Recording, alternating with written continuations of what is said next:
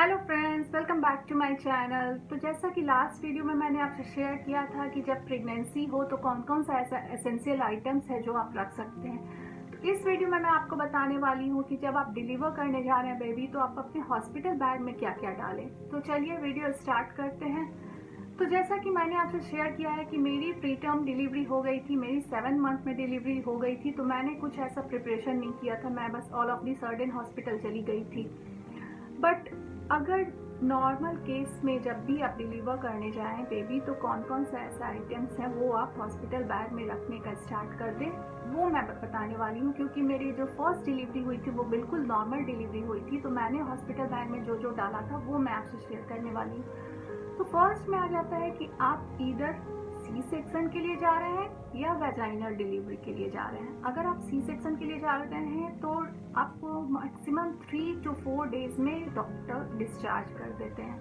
अगर आप vaginal delivery के लिए जा रहे हैं तो आप इधर 1 to 2 डेज में आपको डॉक्टर डिस्चार्ज कर देते हैं। अगर आज डिलीवरी हुई, सब कुछ नॉर्मल है, तो आप कल डिस्चार्ज हो सकते हैं। बट अगर कुछ डॉक्टर को ऐसा लग रहा है तो आप 1 दिन बाद डिस्चार्ज हो सकते हैं।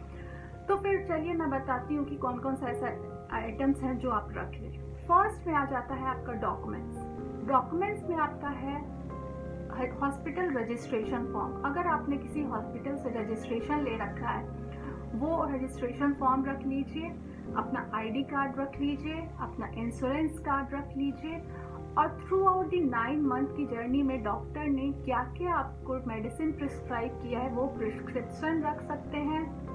आप अल्ट्रासाउंड रिपोर्ट रख लीजिए, ब्लड वर्क जो जितने भी आपके हुए हैं उसकी रिपोर्ट्स रख लीजिए, सबका एक फोल्डर बना लीजिए। इस फोल्डर को सब कुछ उस पर आप एक बार डाल के और वो फोल्डर बना लीजिए और फोल्डर पैक कर लीजिए। फिर आपका आ गया कैश रख लीजिए।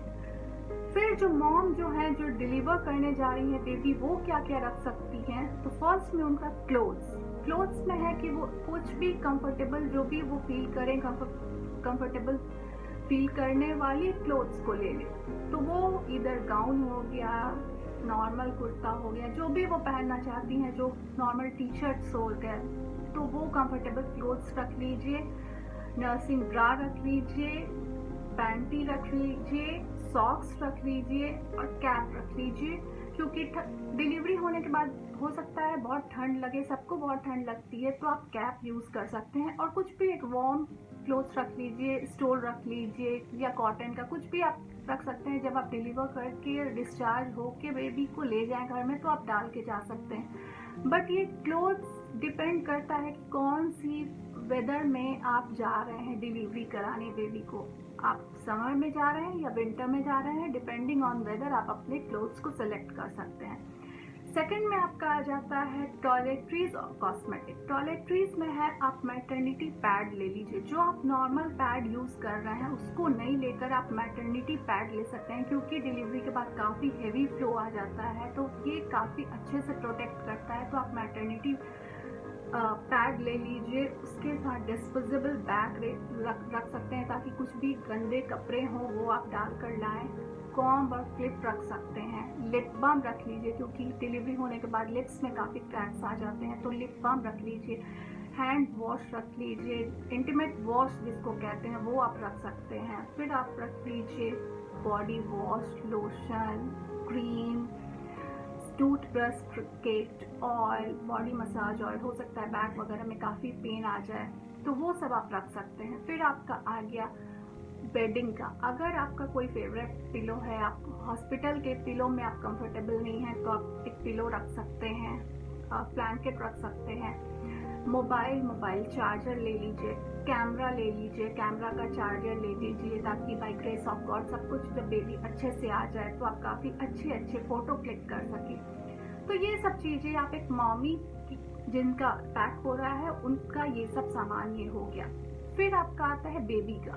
तो जब आप बेबी को डिलीवर करने के बाद लेने जाइएगा तो उससे पहले उसी अपने साथ ही सारे उसके भी सामान रख लीजिए।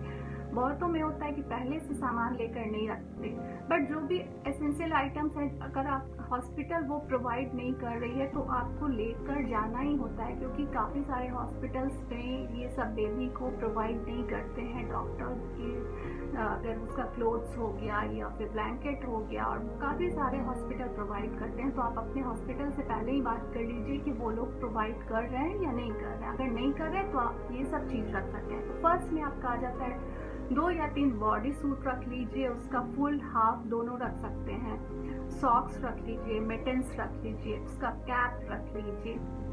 फिर आपका पंप रख लीजिए साथ में, और बॉटल और फॉर्मूला भी रख लीजिए, क्योंकि ये पता नहीं होता कि डिलीवरी होने के बाद कितने दिन बाद या कितने देर बाद आपका ब्रेस्ट मिल्क आना स्टार्ट हो जाएगा। तो इन इमरजेंसी के लिए आप ये सब चीज़ लेकर ज़रूर रख लीजिए, क्योंकि काफ़ी सुना है मैंने, मेरी नॉर्मल डिलीवरी हुई थी तो मुझे ये प्रॉब्लम नहीं आई थी, बट काफ़ी मैंने सुना है कि सी सेक्शन में जल्दी मिल्क मदर को नहीं आता है ब्रेस्ट मिल्क, तो उन लोगों को फिर फार्मूला ही देना पड़ता है। तो आप वही बॉटल, पंप और फार्मूला रख सकते हैं। फिर आपका हो गया डाइपर रख लीजिए, वाइप्स रख लीजिए। अगर आप वाइप्स स्टार्टिंग में नहीं यूज़ करना चाहते हैं तो कॉटन रख सकते हैं, जिससे बेबी का पॉटी वगैरह क्लीन करने में काफ़ी ईजी रहता है, वो सब रख लीजिए। उसके भी कुछ बेबी के भी कुछ वार्म क्लोथ्स रख सकते हैं। फिर आपका आ गया निपल शील्ड। निपल शील्ड में है कि अगर मदर का निपल नहीं बना है, नहीं ग्रो किया है, तो वो आप रख सकते हैं एज अ निपल शील्ड, ताकि बेबी अच्छे से लैच कर सके मिल्क न्यूबॉर्न।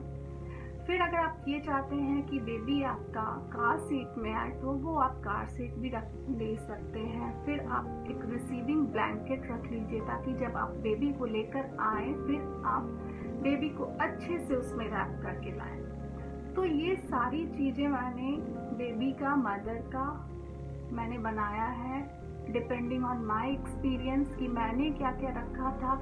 ये मैंने चेकलिस्ट अपने एक्सपीरियंस जो मैंने किया, जो मेरी फर्स्ट डिलीवरी हुई उसमें मैंने बनाया, तो सोचा कि आपके साथ शेयर करूं। तो अगर ये आपका मेरा ये वीडियो अच्छा लगा तो please like, subscribe and share and press the bell icon. Thank you, bye bye.